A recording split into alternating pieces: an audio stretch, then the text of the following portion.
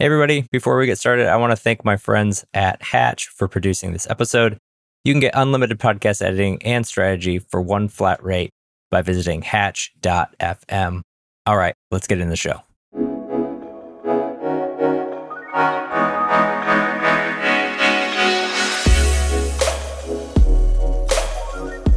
Welcome to Distribution First, the show where we flip content marketing on its head and focus on what happens after you hit publish. Each week, I share playbooks, motivations, stories, and strategies to help you repurpose and distribute your content because you deserve to get the most out of everything you create.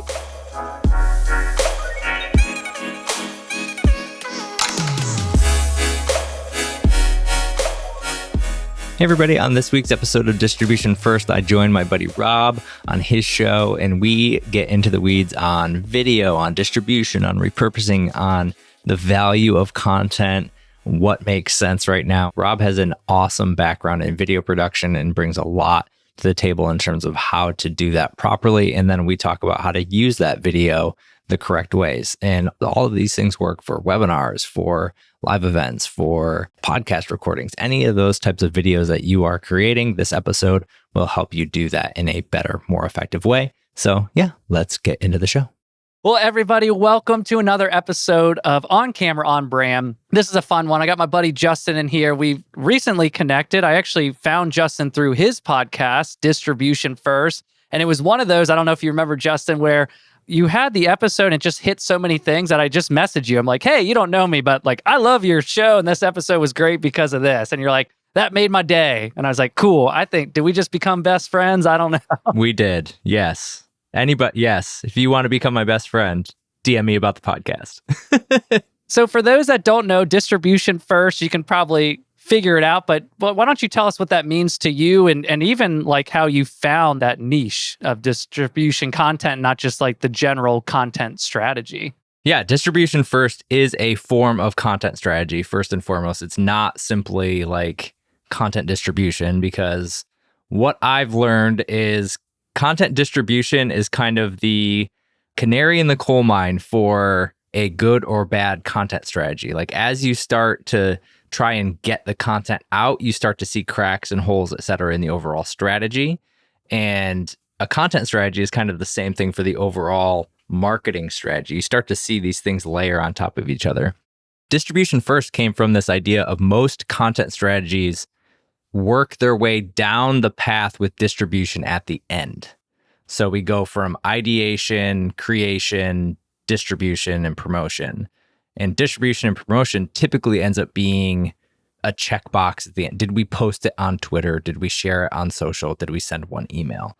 And yep, we did. Awesome. Move on to the next thing, and we're going to create it and do that. So I ran that system for years, had a team who ran that system, and I just found that it stopped being effective, especially in the last couple of years, in terms of how the amount of time and effort and energy getting put into content. It's the whole like 80-20 rule, right? Like as I started analyzing my content and analyzing what we were doing, 80% of the results we were getting were coming from 20% of the content. So it was like, okay, if we just focus on creating that really good 20% to start, or focus on creating less stuff, but make it better, make it more interesting to the audience, and then distribute that content, get it in front of people. Because that's, I think, a missing link for a lot of companies is the idea of actually getting the content consistently in front of the audience over time. And so a great example of this would be, we'll take a video. We're on your show, Rob. We'll take a video. If you have a long form YouTube video or a long form podcast or a webinar, whatever that is, and you have 100 people watch that video, engage with that episode, whatever, that's 100 people. Now, if you take that same content, cut up all that content into clips, into shorts, into other things, and then distribute that out on things like YouTube Shorts, LinkedIn, Twitter, wherever you want to share it, over, let's say, 2 or 3 months, after you go back and add that up, and I've done this, I mean, depending on the company, the audience, all that, you might find yourself having 5, 10, 20,000 more impressions on that content over time versus the typical scale of, well, we hit record and I got 100 people. So it's just understanding the amount of ROI you can get off of that one piece of content and keeping it alive over time.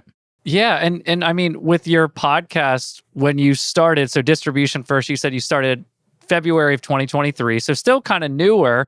But with the knowledge you had, was that really like kind of set up? Did you know like, hey, every Monday I'm posting something, Wednesday, Friday? Did you almost have that strategy aligned with your podcast? So I built the podcast. I had done this when I was at Metadata, and I did this for a little bit when I was at TechSmith as well. Like built the strategy, built the entire content strategy around one thing. And so I typically like to talk about that as like a core piece of content. A lot of companies, that's a blog. They build their content strategy around the blog and then expand out from there. For me, it was the podcast. It just made so much sense. I love the medium of podcast. You get video, you get audio, but then everything else started to come off of that. And for me, it was just figuring out those pillars, right? And this is where it gets fun. Like you can ebb and flow. And what I started with in February, I'm not doing as much now, but it's having that system to where out of each episode, maybe 3 LinkedIn posts, I'm going to get 10 or so clips out of that episode. Maybe we'll post 5 of those over the first month. And then each episode gets spun into a newsletter that goes out. So now I'm getting like audio content, video content, written content. And then off that newsletter, that then can get repurposed and distributed. Like I can then take those different chunks and get that back out there. So yeah, just building a system that makes it easy and repeatable. So my whole goal was to go into every single week knowing exactly what was going to happen. Like I want to know exactly what I have to do by the end of the week to say, yes, I've successfully created and distributed this podcast. And for you personally, is there like, because I feel like even a year ago, posting one video a week was good, right? If you had one YouTube video a week just a year, 2 years ago, you would build an audience. But I started that with my podcast. And then it wasn't until I got to like more serious with the distribution of the podcast. And I think it was the same time I started listening to your show, where it's like, okay, let me just do this Tuesday and Thursday. And even by just doing that, I started seeing, I wasn't getting thousands of views, but it was like, okay, instead of like 60, 100, it's like 200, 300, 400 impressions, but every video is getting that. And then I don't know if you've seen this, but what I love is you get a notification of someone commented on this, and they're commenting on something you posted last week. It's like, oh, wow, that's still compounding. That's not just like I threw it out there and it dies after a day. Oh, yeah. I don't know if you've seen that too with different channels or the content you're putting out or the clients you work with. I think YouTube is the kind of low-hanging or like underrated piece of that, which is like last week I searched something and I found this video from 8 years ago.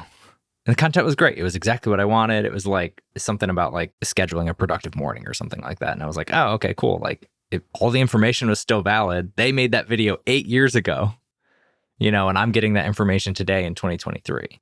And so like, that's the interesting thing about like a YouTube, Google, same, like those sort of like channels that are a little bit more long-term. I think they're not an owned channel because you obviously don't own them, but they can have that sort of same feel to it. Podcasts may be similar depending on where that evolution goes eventually with like, if people end up wanting to like search particular things.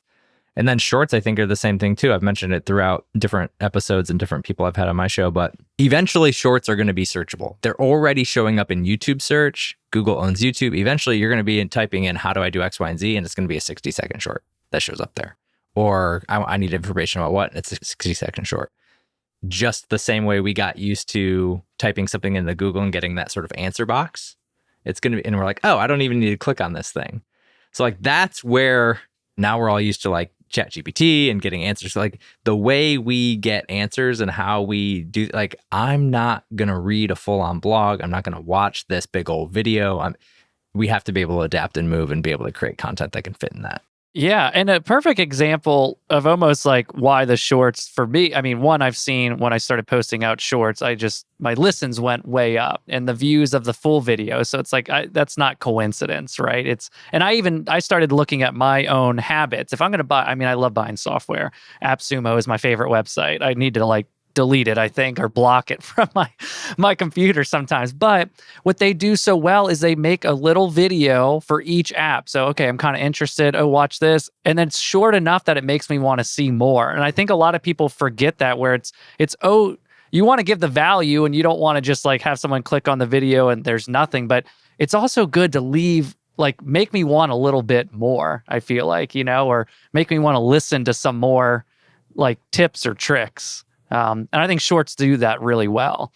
Yeah, and I think how we value content needs to change in that it used to be the YouTube video view was the most important thing, or the blog site visit was the most important, like the sessions. And so like that's what we tracked. And then all the stuff, social things or the clips we cut, that was just kind of extra. It wasn't really like something we valued, at least as marketers. I know working on teams, like it wasn't something we truly valued. It was like, oh, cool, we got, whatever. Now I think in a social first, distribution first world where I'm looking on social 10 to 20x more times than I'm ever going to anybody's website. I'm even probably doing that more than I go to like their YouTube channel.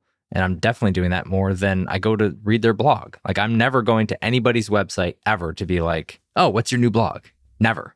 And so like, and they could be full every single week. These companies, these teams that are just pumping out more and more and more and more content.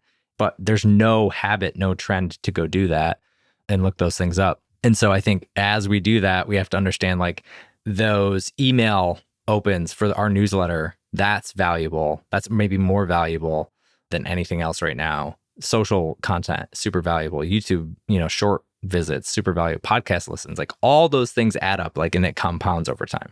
How do you define like a successful distribution strategy? Do you kind of have KPIs set up with your client or even yourself if it's with your podcast? Or is it sometimes simply like getting good content and just growing the audience and building those views? I typically like to go with a baseline to start. So like what is happening right now? Because then you can start to understand the landscape. And is that like you're checking their social channels? You're getting these views, these website traffic. Yep. Every month you're getting this website traffic, but it's coming from X sources. Every month you're posting X amount of things, and how many of those are ranking? Okay, if they're not ranking, how are you getting content? Because what typically happens is you see a spike and then it's gone, right? Because we promoted it when it released and then we stopped promoting it. And so people are just kind of then naturally discovering it with like 5 to 10, maybe 20 views a month. Like it's not much. And I think that is the sort of trigger for a lot of companies to say, dang it, we just spent so much, and this is great content. Like we need to get that out there more consistently. And so I like to do it almost like I call it like a repurposing multiplier, in which is basically what I was talking about with that sort of 100 to 10,000 or whatever with the views, and just adding up all those sources. So just adding up what happened here. I have this idea or this concept that we created the content around. Typically, we'll say a blog post, a video, whatever. And what is the impact, the total impact of us distributing that content over a month? I mean, a month is maybe the most basic level, right? Like if we share 2 or 3 things about that over the first month, how does that work? And then what types of content were the most engaging? Was it the carousel that we put on LinkedIn? Was it the clip, the video? Was it the longer form video? And you can start to like get an idea of not only frequency, but then what type of content you're creating off of that. I did a little bit of a case study on I think it was the first episode of the podcast or one of the early ones. And I actually got, and this was just in a 2-week span, I got a 361x repurposing multiplier on the content because I had 100 people listen to the show. And then over time on social, I had over 40, 50,000 impressions on the content because I created a carousel that took off. I had multiple clips. So I was taking all this content that was I had a newsletter. So I took all this content that was based around the actual episode and got tens of thousands of more impressions on that content in 2 weeks. Man. And in your opinion, just since you're looking at these numbers, you're seeing how it goes month to month, quarter to quarter. I kind of know the answer to this, but is it worth doing a big distribution strategy without video content? Like to you, how important is video in terms of like a tool in this distribution process to get your message out? You absolutely can. You absolutely can. I mean, yes, I'm not going to sit here and say you must do video. But I think when you're talking about the repurpose ability, that's not really a word, but like how easy it is to repurpose something into different, video is just so easy. Like you get a transcript, you get to plan out the sections for a video, or for like you can think about how to turn that video script into a blog post, or those 4 things that you talked about into a LinkedIn post or a carousel, or like I just think the natural ability to have this thing that's already audio, already video, all the things that can come off of it, it just makes it kind of a gold mine to be able to distribute and repurpose. Yeah, and at least for me, like sometimes I can just jump in and do a quick video, but the good content starts with writing for me. It always starts with, even if it's just bullets and an outline and then I can go. And I've noticed, and I've heard it from your site too, I almost do the opposite of what you've said, and maybe we can dive into that, where you found that maybe a company doesn't do a lot of video first, and instead of them just writing new content, trying all these videos, I remember you talking about going in there, what was your highest performing blogs, articles, web pages, finding out what it is in there, and then creating just little shorts from there, almost as like a test. Is that correct? I'll let you kind of run with that. But I thought that was great, and that's helped me a lot to say, I don't have to record a 30, 45 hour long video here. Maybe I'll get there, but maybe I could just record a couple shorts, throw them out, and then see which one people like, and then expand on that. But I thought you had a great idea of how to do that from blogs. Yeah, you can do it in multiple ways. When I ran the strategy before, I mean, shorts were barely even scratching the surface. And so we didn't even really even do it with shorts. But I think a smart play now, so many blogs are in sort of the how-to, like we create things that people are already searching.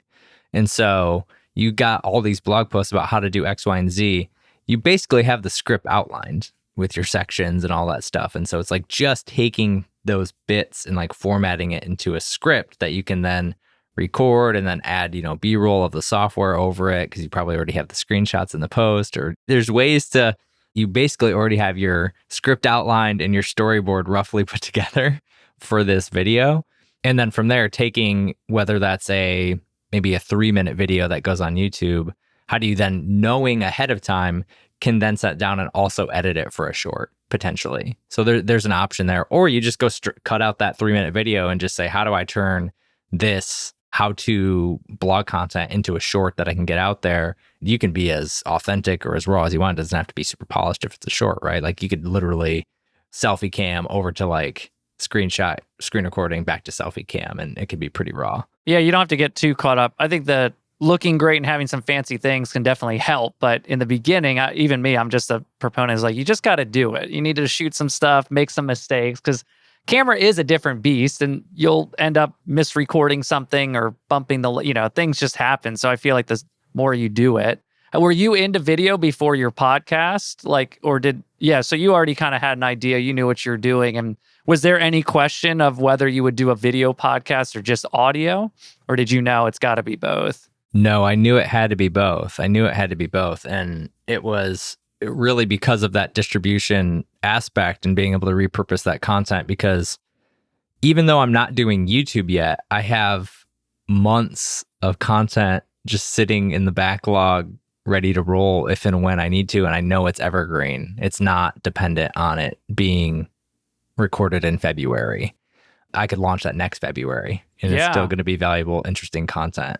And so I think like understanding that from a creation standpoint is freeing. It's hard sometimes, I think, with something's not new to you. It feels stale. It feels like somebody already knows this. It feels like I've already been talking about this. But the one thing that I've found out is the more you grab into that old bag that you have laying around and get that stuff back out there, if you're building an audience, that's part of it, right? Like if you are trending upward to growing an audience, there are new people coming in every day who have never seen that stuff or never heard that message. And so, yes, there are going to be people in your audience who are like, gosh, like Justin, will you just talk about something else? But if that's the case, that's cool. They're free to leave the audience. I do that all the time with creators and stuff. It's like, I might be really into something for a while, love that content. And then I'm like, okay, I've got my use out of it. I'm going to move on and, level up or just go off of something else. And that's okay. I do it all the time. Why should I expect my audience to be any different? Yeah, no, definitely. That is interesting, because sometimes I found too, with like even now, just years of watching YouTube almost as much as like cable and getting into creators, it's same thing. And then sometimes now I'm just like, oh, they're talking about something I'm into now, and then I'll start watching the content again more. So it's kind of fun how it shifts. But in speaking of the topic of sometimes it might feel like, oh man, why do I want to talk about the same thing or repeat myself? I mean, you have a great example of why that works. You were just saying how you got off the phone with someone that basically was selling you on your own services, was quoting some of the show, and you're just like, yep. It's like you didn't really have to sell anything. It's just like, yep, that's me. That's what I do. Yeah, it's a value of it. And it happens a lot, whether that's folks who sign up for the newsletter or listen to the podcast or any of those things. That's why I love the video show. That's why I love doing it, is because I hop on calls with folks all the time and they're so comfortable talking with me. You know, sometimes I feel like, especially if they've watched the show or seen my clips, because they already feel like there's some rapport there if they've listened to me jabber on for months at a time on any given thing. And that's part of it too, right? Like if you listen to a podcast for 40 minutes every single week, you do feel like you start to understand that person and what makes them tick and how they talk and how they think about things. Like, I think that's the value of the podcast from my perspective, is I can share all those thoughts, be unique. I think that's the other part of it, right? Like have your own unique spin. Don't try to be everything to everybody. Like know who you're trying to help and what that is. And the more you can do that, I don't need 10,000 people who are listening to the show for what I'm doing. Like I really want to like build a community of people who are built around the same ideas and understand what they're trying to do and rallying around distribution, rallying around repurposing. If they're not into that, if they're like, I'm not ready for that, or that just doesn't make sense, that's okay. Like there's plenty of people out there to create content and build those things around. But for me, like having the show and doing the LinkedIn content and all those type of things, that's what makes marketing fun to me. I don't have to go out and cold email people to try to like, hey, you ever think about repurposing your content? It's like, no, I've built this engine and built this sort of like content marketing distribution kind of in the wild. If you're reverse engineering it all, like I'm building the engine that helps supply inbound, which gets people interested and educates them over time. And that's the whole thing that I try to work with companies and clients to do as well, is, hey, regardless of where you're at, whether you're an individual, whether you're a B2B company, wherever you're at, you want to be able to show your expertise, share your thought leadership, educate your audience on a topic, and be seen as the go-to in that space. And I think doing that, understanding that's a long-term overtime thing, that's really important. So did you find your niche? Was that like an overnight thing? Just one day you woke up and you got it? No. How'd you narrow that down? Because I mean, you've worked at huge companies, you've done a lot. You could have gone in a lot of directions, I assume, with your expertise and experience. So did you kind of stumble onto it? Was it just, I'm always curious to see how people found like their lane, so to speak. Yeah, it was definitely more of a stumbling upon. So in 2019 is when I started, like back end of 2019 into early 2020 is when I started on LinkedIn.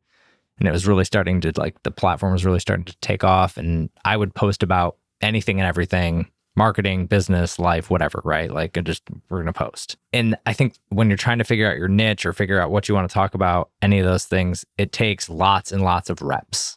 So reps of like you getting that content out there, reps of you interacting with other people, reps of you understanding what's interesting to you. Because I think that's a hugely underrated thing, is like, if I didn't like repurposing and distribution, if I didn't really like, if I wasn't passionate about it and felt like I was kind of like in this spot to be able to help people do that, boy, that would get boring. It would get boring for me. And I think that's an underrated thing. Like you can talk about something all day long, but if you're not passionate about it and you're not actually like, all right, let's get people on board and really try to change how people are like. You believe in it too, like, yeah. Yeah, if you don't believe in it, it's not going to last. It's not going to last. You're going to get burned out from it. You're not going to find it. You're not going to want to post about it.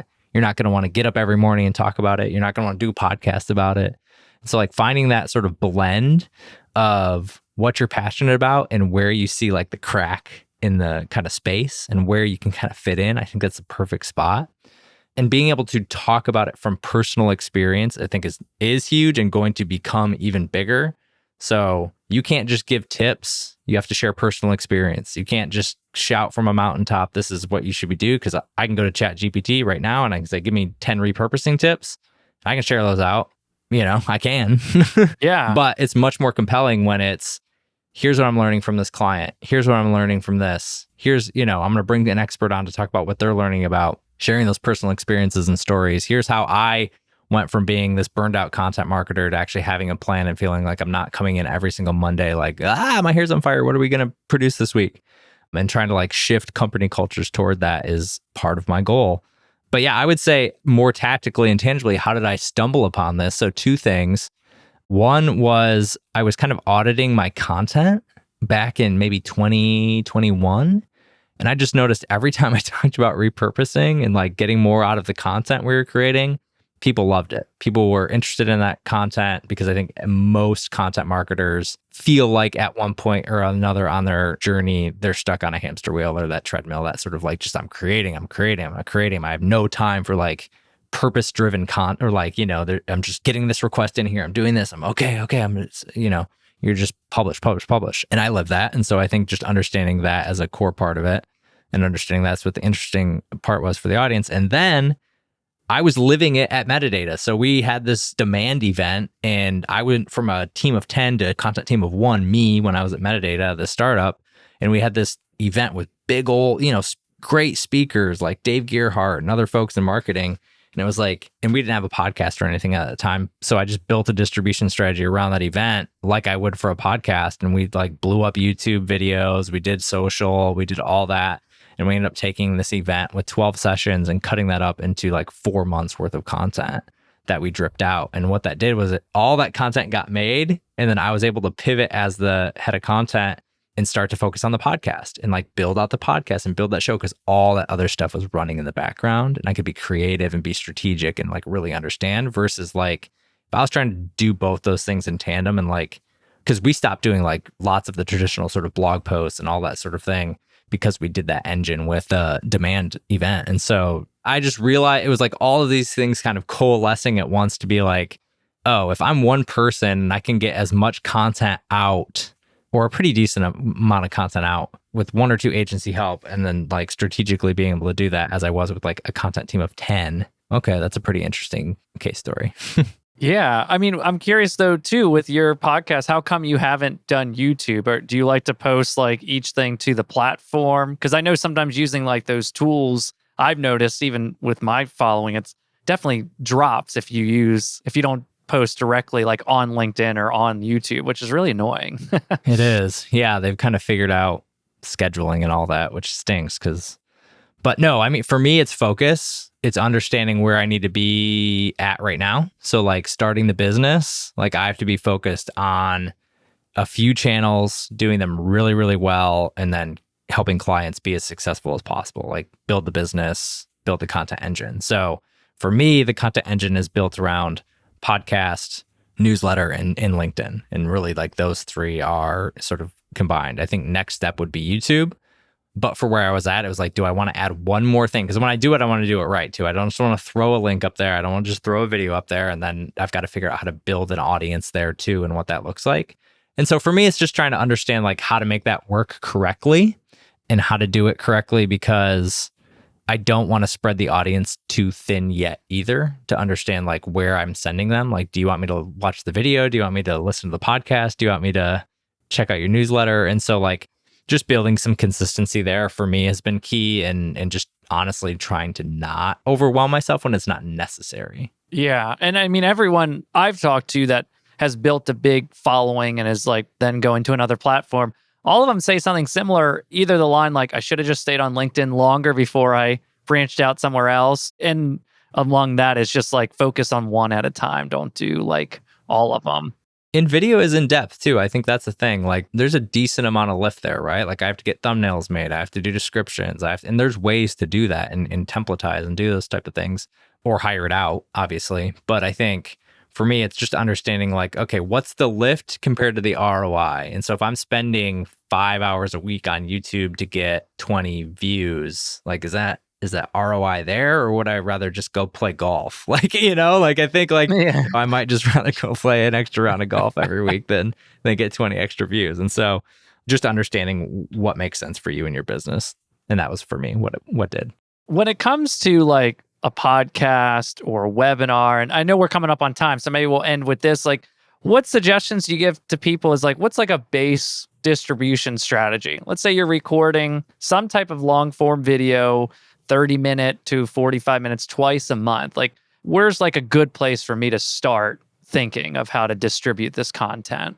Love that question. Yeah, for me, it's distribution first. So understanding what channels you want to post on or where you're posting consistently. Let's say LinkedIn. I feel like a lot of people watching this, LinkedIn is their number one. Yeah, so LinkedIn. So understanding LinkedIn, right? From a LinkedIn perspective, on LinkedIn, you only really have to post once a day. It's not Twitter. It's not, some of these feeds where you have to be constantly feeding the beast. They actually the more you post on LinkedIn for whatever reason, they're like, we're going to suppress your stuff even more. Yeah, it does. It's true. Which is interesting. So from there, you're like, the max I need every single week is probably 7 posts. And that's if you go 1 a day, which is a lot for most people.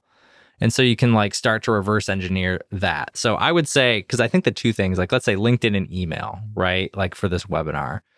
And so the other thing I like to think about once you understand your channels is thinking about creating that content as if that you cannot link back to the original source. Oh, okay. Being that I have to get content out of here or get topics or get ideas or get clips, and they have to be good enough that I can't let people know where it came from. Oh, interesting. So it's not about the call to action on every short video and that. Right. And you can have a call to action. I would actually suggest having a call to action. But what that does is it frames you up to create that sort of 0-click content where you get all the value, but the link is additive, right? I think Amanda at SparkToro talks about this all the time. Being able to create content that's so good on that platform, I call it platform native, where if I'm scrolling, it feels like it belongs here. Because we've done tests on LinkedIn, and when you post, even if it's a good post and you post that link to your blog, it just tanks. Yeah. And I know Twitter's doing the same thing. They do not want you sending people off platform. And so I think understanding the platform you're on, so in this case, we'll say LinkedIn, and then understanding you've got this webinar, I would honestly comb through the webinar. Either you're going to watch it or you're going to read the transcript, or you're going to do some of both, maybe throw it in a tool like Descript or something like that. And you're going to find the best moments and best topics that tie into the core themes, POVs, et cetera, that your company is passionate about and wants to get out into the market. For a 40-minute thing, that might be 5. Hey, there's 5. We got 5. There could be more, but let's say 5 60-second clips out of that. Well, if you're posting, 3 or 4 times a week on LinkedIn as a personal brand or a company, regardless, you can then take 2 of those things and drop them 4 weeks.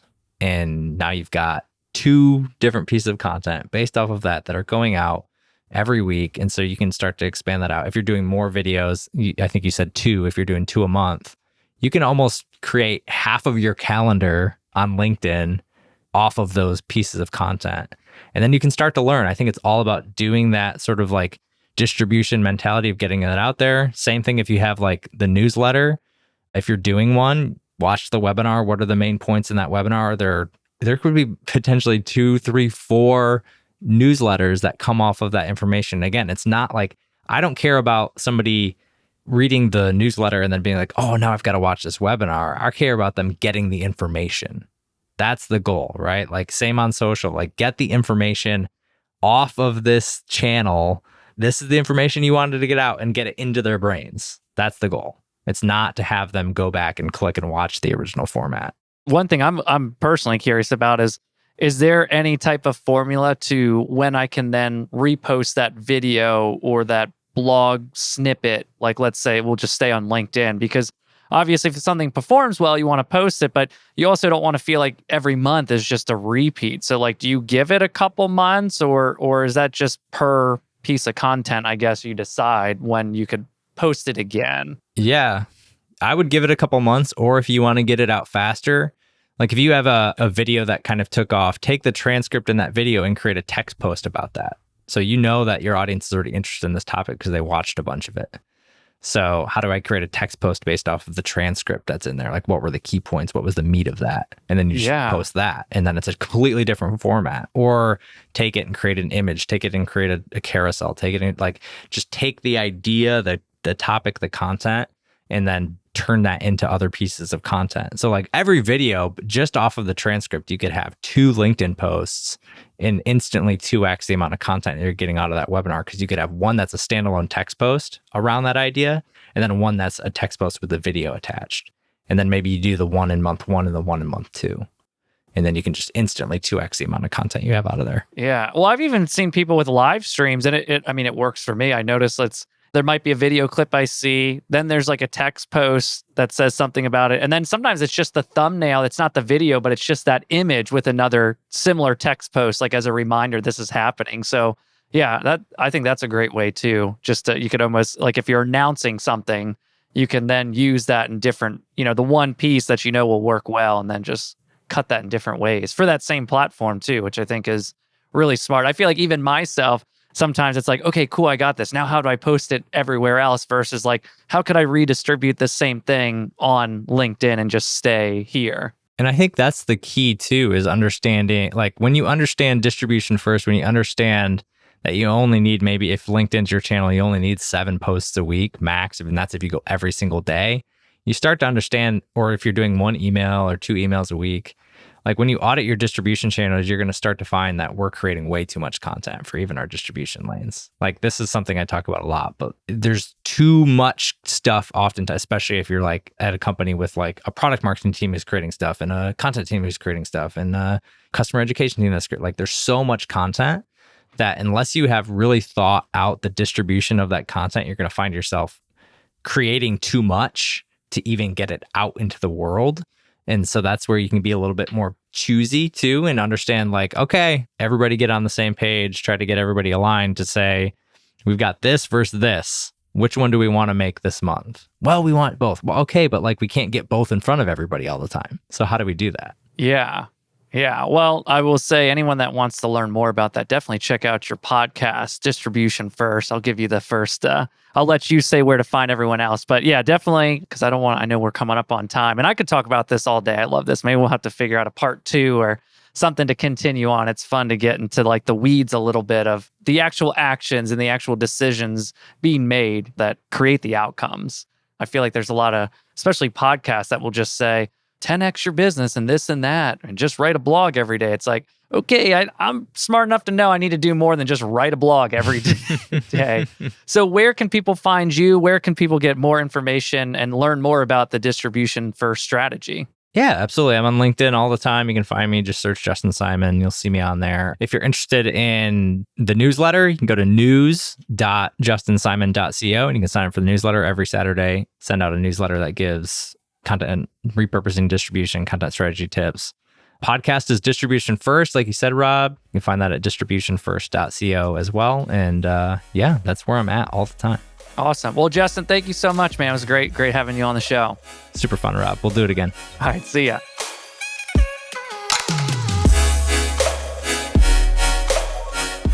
All right, I hope you enjoyed this episode of Distribution First, and thank you for listening all the way through.